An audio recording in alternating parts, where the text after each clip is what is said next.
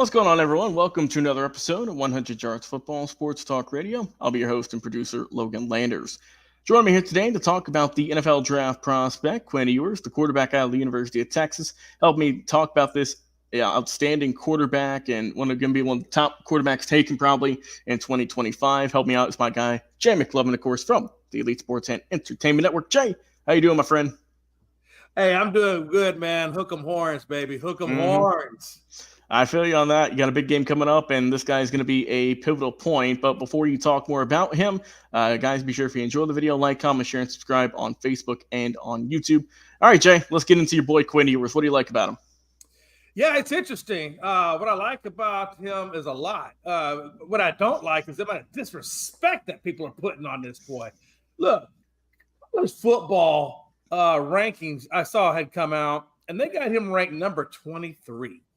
23. And then I forget some of the guys that were ahead of him, but there was a few guys I think that were ahead of him. I think Milrow, they had at 20.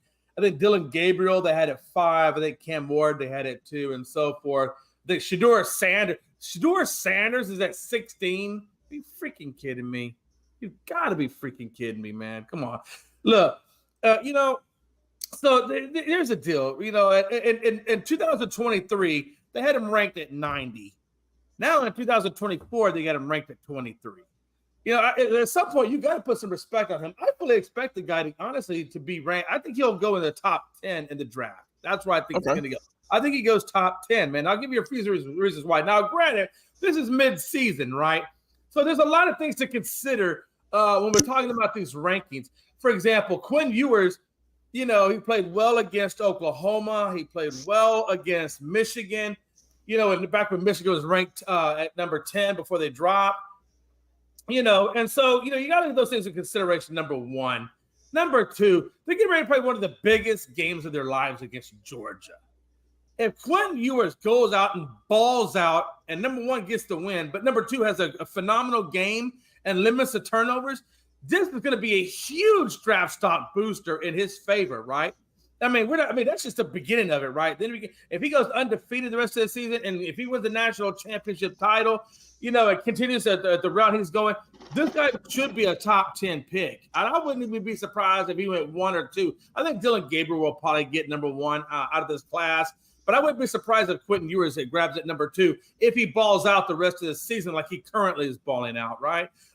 In 2023, he had 3,479 yards, 22 touches, and 6 interceptions. That was the 5th most in school history. And then he had 22 game starters as a career so far. Again, phenomenal. The guy doesn't really get hurt very often. He really doesn't. The guy's 6'2", 210, got a very nice frame to him. He was second team All Big 12 by AP last season, right? So we'll see how he does in the SEC this year. But they had him as a second team last year. I think that was just mainly because he maybe was playing a little bit lesser competition. I don't know. I think he should have been a little bit higher than that, but that's a personal preference. He's completed 69% of his passes, Logan. So he has a good pass completion rate. He's had 6 300-yard passing games last season alone. In 2024, so far, again, you got to remember he's been out like 3 or 4 games. He's put up 890 yards, 9 touchdowns, and only 3 interceptions. Hell, Carson Beck had 3 interceptions in 1 game. Let's do the math on that one. He's got a QBR of 83.0. And again, like I said, he missed a few games due to injury, so I don't hold that really too much against him. In the OU game, they took him out 34-3.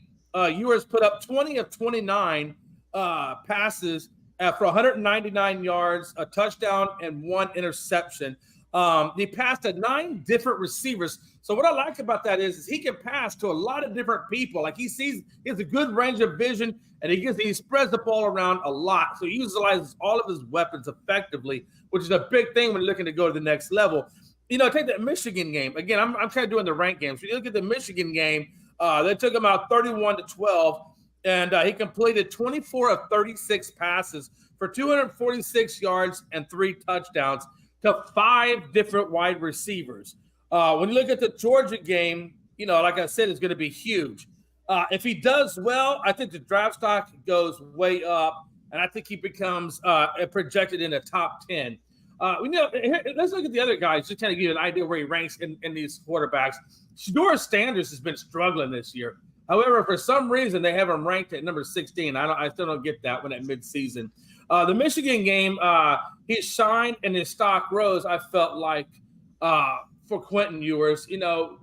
Again, like I said, Milroe, I think Milroe's doing pretty good over there at Bama. Obviously, Dalen Gabriel is doing well at Oregon.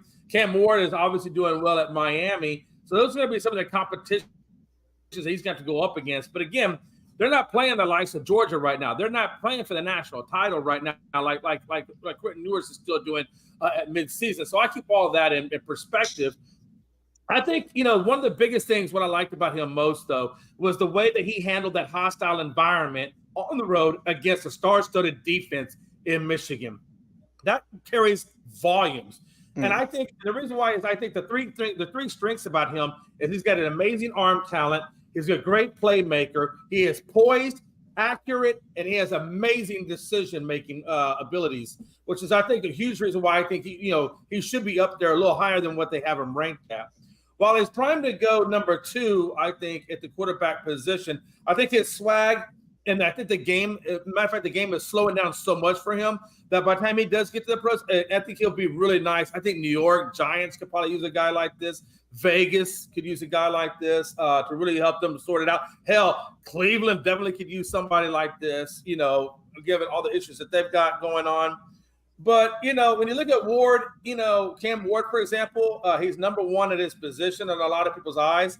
He's 6'2", 223, passed for a little over 2,200 yards, 20 touchdowns, 5 picks, 91.8 QBR. If he goes number 1, I'm not going to be mad at it, other than I feel like he could have played maybe a little bit tougher competition. But, it is what it is. At Virginia Tech, when he played at Virginia Tech, he went 24-38, 343, 4-2. And I think, a lot of, again, he's played against no ranked teams. I want to point that out. Cam Ward has played against no ranked teams. I want to make sure people understand that when we're at midseason, why I'm a little upset with where they have Quinn Ewers at. When you look at Dalen Gabriel, and I'll wrap it up with this, the guy threw for 1790, 13-3, 84 QBR, 6 foot, 200 pounds. The guy went up against number 2 OSU and got the win, 32-31.